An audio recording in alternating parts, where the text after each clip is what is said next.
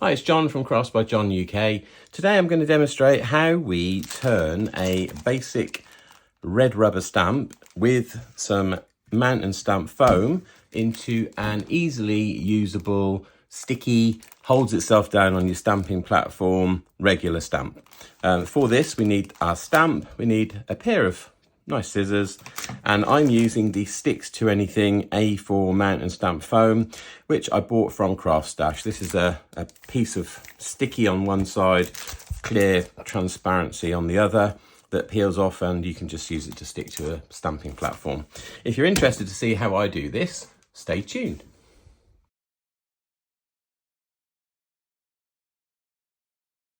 Okay, let's get started. So the first thing I do, this is my process, I'm not guaranteeing it's the same for everyone. I'm using this beautiful stamp. This is called Happy Dog. It's CI522 from Crafty Individuals.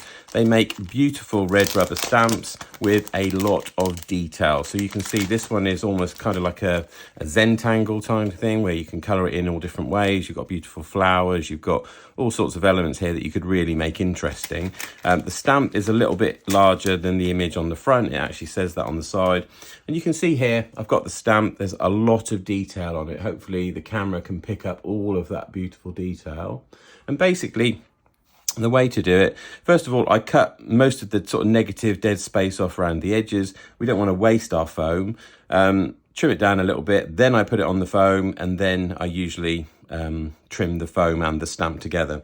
Now, just looking at this, actually there's not really much to trim off. I could trim this off, but I'm going to have a piece of foam that big anyway, because you need to look at the outside edges. The bits that you're going to cut that go in are fine, but the bits I would normally cut off are those outside edges. But this stamp has actually been really well made by the team at Crafty Individuals, and you can see there's really no waste. So actually what I'm going to do, I'm not going to bother to do any trimming. I'm first of all going to open my stamping foam. Now, this product, I got this from Craft Stash. There are multiple different ones you can get. I think Crafty Individuals actually do one that's under their own branding. And basically, you can see it's got a clear plastic on one side, and this is slightly tacky. And then it's got an actual adhesive on the other side. And that's basically where we stick our stamp down. So what I will do, I will just lay this on here. And I'm actually going to use a larger pair of scissors. I've got here the Tim Holtz Tonic sort of super large scissors. I'm just going to cut a piece of my foam that pretty much matches the size of my stamp, and then we'll use that to work with. There we go. So that's done. Super quick, super simple. And then what we do is we literally peel this white off. Make sure you get it in a clean go. Okay, you can throw this white away, you don't need that. And then we stick our stamp down basically onto the red foam. Now make sure where you put it, all of the stamp is on the foam. So just lay that down, press it down, and then that basically means it's mounted. So on the other side, this is what you will peel off, and this will end up being the shape of the dog. This is what you'll peel off to then stick this onto your stamping platform. So what we need to do now, we need to trim this off. If we could use it like this, but if we leave all this edge, what's possibly going to happen is when we use our ink pad, we go, we end up with ink on this edge. And if you stamp, you can end up getting that onto your project, which can ruin your project. So what we do instead is we trim things down. So what I'm going to do, I'm going to show you how I do this. But I mean, it's very simple. You literally follow the line of the stamp. So cut as close as you dare. Obviously, don't go into the stamp. Don't do anything that would damage any of the lovely detail on the stamp here. But basically, you just follow the line of the stamp. It's better to move the project around. So bend things, etc., whatever you need to do to get right into those corners. So something like this coming up where you can see I've kind of got a corner. What I will do is first of all sneeze, excuse me, and then cut up like this. So I'm cutting kind of into the corners because I don't want to risk turning it and screwing anything up in that tiny little space. So what I'll then do is go into that space and cut to the piece that I've just cut. I don't want to risk cutting into the stamp. So what you can also do is cut off the negative that you don't need, get that out of the way, and then that allows you to kind of refine what you're doing in the narrow space. So I'm just cutting very gently with my scissors, trying to get into that bit, which is at the moment eluding me, I have to say. So I will go up again, there we go, and then across there. And then that allows me, there you go, to pull that little bit out. I'm going to just trim that air around there a little bit. Now, a little bit like this, that won't matter because it's kind of trim anyway. It doesn't have to be perfect, but just cutting off any of those edges that you really don't need. So just follow the lines. And this is easy because this is a curved stamp. So it's very easy to just turn the project and kind of follow the lines as you go. I'm actually going to be making a video with using this stamp, so if you want to see how I do that, obviously have a look on my channel. If you haven't already, maybe subscribe. There's lots of videos on there, mostly card making, but also some videos like this one kind of talks about techniques that I use in my card making. Not saying I'm an expert by any means, but I'm happy to share the stuff that I've kind of learned and used during the years. I sound like I'm probably 100 years old, and I'm not. I'm 56. There we go. Cool. So just working our way around the stamp. And it feels quite strange because, you know, you're cutting quite a depth, but with a decent pair of scissors, it's fine. So working our way all around the stamp to the bottom. And then I'm just going to trim this off as well. These little scissors from Tim Holtz are absolutely brilliant. They're great for cutting out and fussy cutting, but they're also really good for stuff like this. So I'm just going to give that a little trim at the bottom. I could go further up there because the stamp kind of goes up a little bit. There we go. And then I'm just going to probably trim a little bit off there as well. Trying to get rid of those kind of jagged edges, because that's the stuff that would catch potentially on your ink pad. You don't want any heightened edges. So just check it around afterwards and have a look. Any sort of bits that you can see that you can take more off, obviously take that off. But that now looks usable. Okay, what you will find is you'll get lots of kind of bits on your scissors. Just give them a clean. A really good thing to clean your scissors that I use, there's a product that Lakeland make in the UK. Lakeland, it used to be a Lakeland Plastics, but it's now like a kitchenware shop. They do a product called Sticky Stuff Remover. I've found that's absolutely brilliant for cleaning the blades on your scissors, because making cards, etc., our scissors do get sticky with bits and pieces. Right, so clean your surface. And obviously get rid of that in the bin. And then what we're going to do is we're actually going to stamp this just to see what it looks like. I'm stamping it on watercolor paper.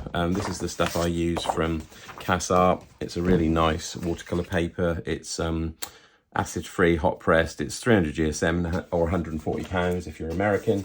Basically, it's great. So I'm going to take my stamping platform and I'm going to obviously flip this around so that it's set on the rubber stamp side.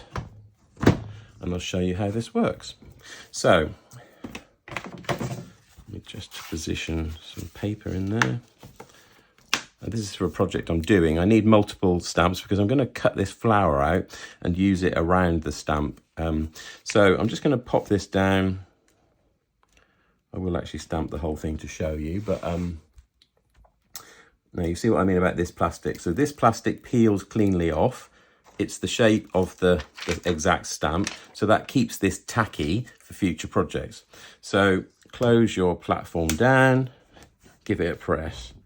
Now, another little tip I'm going to show you here is when these stamps are manufactured, there's quite a lot of dust.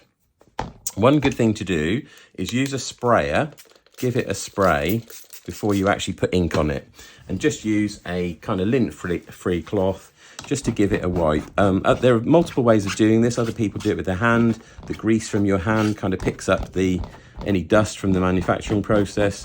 But you can do, multiple ways. As I say, I kind of tend to do this.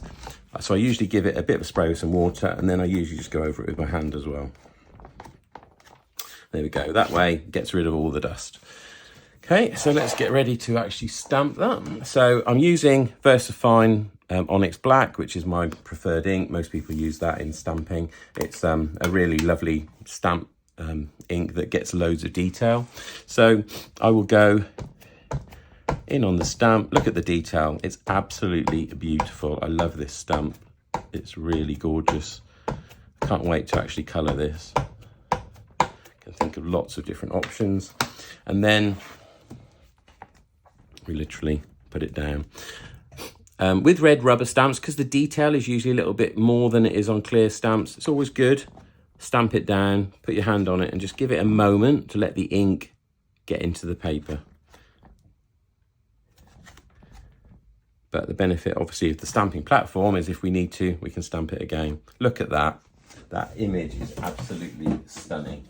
So I'm going to take my clear emboss powder. Because I'm going to colour this with water, I'm going to set it by putting it into the emboss powder.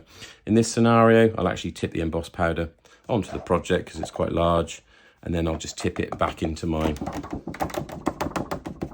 tub. So I've now got that beautiful image stamped, and I've got it with clear emboss powder. I will use my heat gun now, just pre-warming that under the desk, and I'll actually just emboss that with heat so that it fixes the image, and basically that will be now a joy to colour.